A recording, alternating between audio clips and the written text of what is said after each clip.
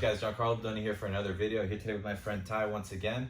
Okay, we're here today to film a technique for you guys. It's going to be a concept video. Okay, we're going to talk about a very, very important concept that you can apply immediately to your guard passing, both gi and no gi. Okay, we're doing no gi today, but this could be applied in the gi as well. And it's a concept basically on our foot position. Okay, we're going to talk about how to position yourself in a way that you're not exposing yourself to attack and you keep your opponent in a defensive cycle. Okay, so when we're talking about any technique in jiu-jitsu, okay, there's the foundation, okay, and then there's strategies that you guys can apply to get to those foundationary techniques, those fundamental techniques that work very, very well at all levels. Okay, so when we learn things early on in jiu-jitsu, okay, like guard passing, for example, we typically tend to learn a certain set group of positions, so set amount of positions, and that's where things start. Now, getting to those positions is a different story when you're talking about unskilled and talented opponents. So it's important that we start to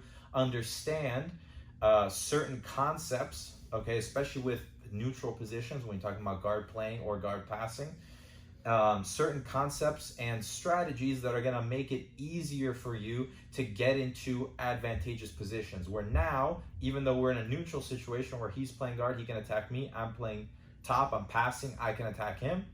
We position ourselves just enough in a certain way where I limit the amount that he can attack me. Sometimes he can't attack me at all, and I'm in an advantageous position where I force him to react in a certain way that's going to give me what I want.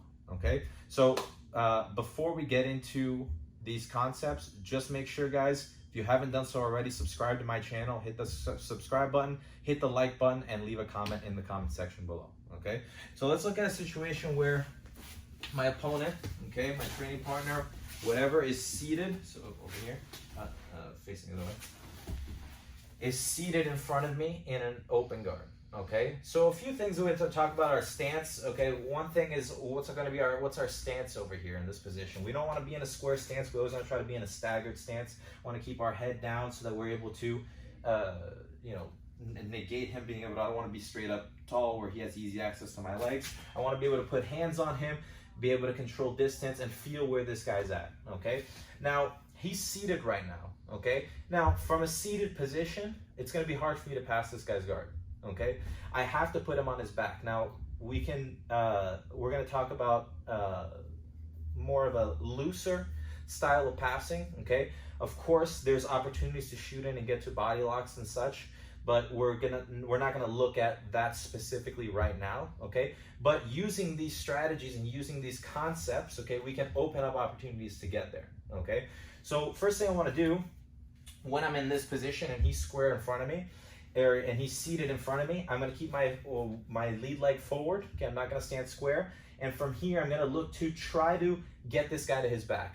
Now, you could reach down and try to grab his ankles and just pick him up over here.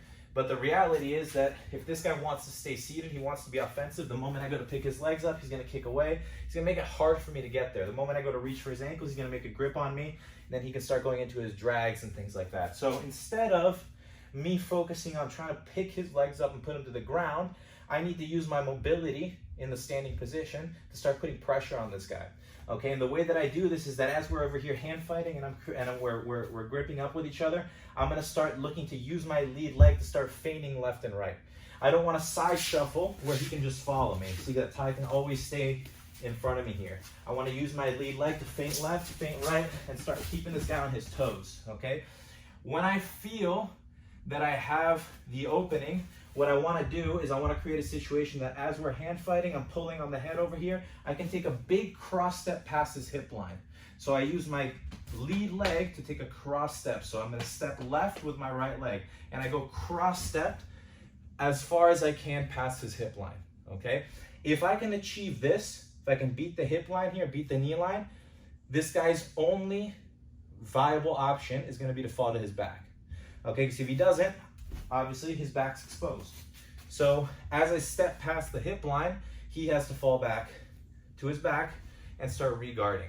Okay, and that gives me what I want, okay, which is him on his back, and now I can start looking to step in and go into other passes. I can go into knee cuts, I can start going into half guard, toreando, whatever I want to do.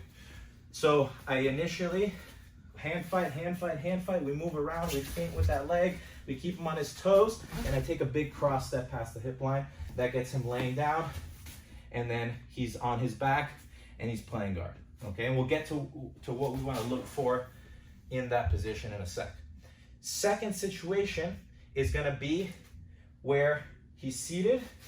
I can't quite beat the hip line, so I might step, and I don't quite step far enough, okay, so that when I get through, I don't quite pass his hip line.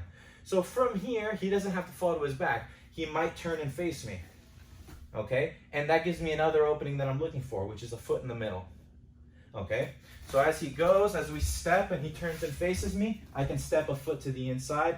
I can start lowering my level, start chasing underhooks over here, knee cut passes, and using the knee in the middle to start forcing this guy down to the floor, okay? So using the lead leg to feint, okay, and create motion on top, where I'm standing on top, and I create side-to-side movement where, again, I'm not sidestepping where he can stay in front of me, but rather I'm feinting side to side, I'm hand fighting, I'm pulling on his head, and I'm creating a big step past the hip line that I can either, one, force him to his back, or two, force him to square up with me enough that it creates an opening between his legs for me to step in, and then pressure him down to the floor, okay?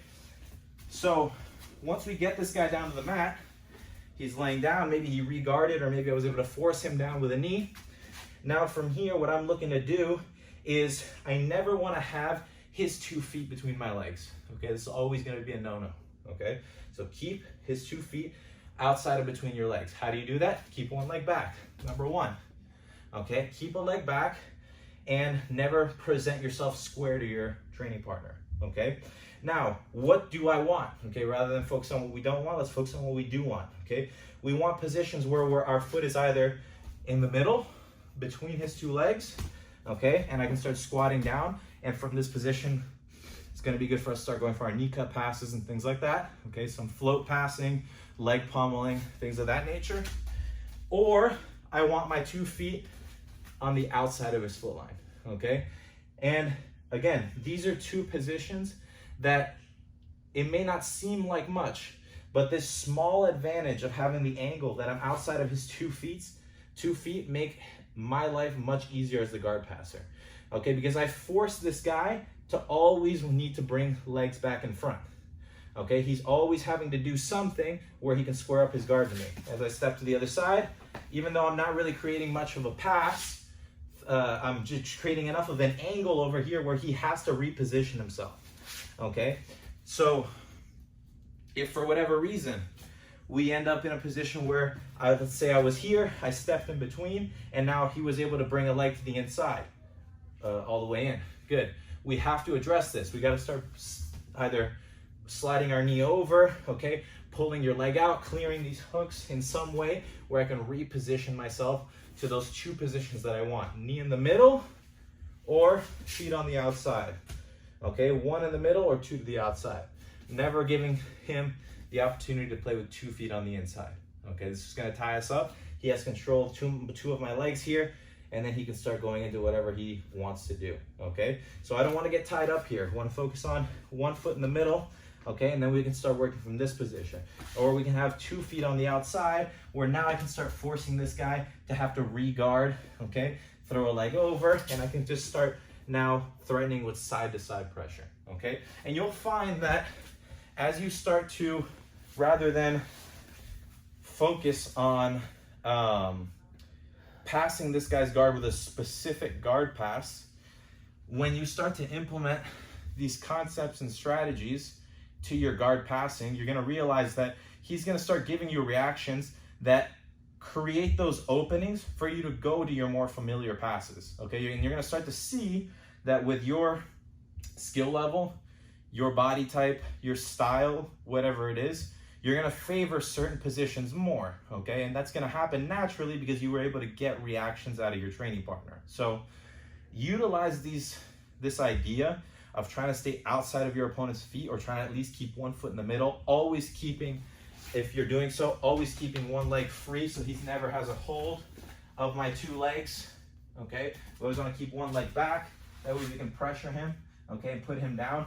Anytime that I'm using these strategies and using these techniques to create pressure and to keep him out of an actual offensive guard, you're gonna find that you're gonna fall into positions a lot more easily based upon the reactions. You're forcing this guy to react, okay? So really hope that helps, guys. Let me know how it works for you guys in the comment section below. Make sure you subscribe to my channel if you haven't done so already. Really helps me grow this channel, and make sure you hit that thumbs up button and let me know what you guys think in the comment section below. Thanks, guys.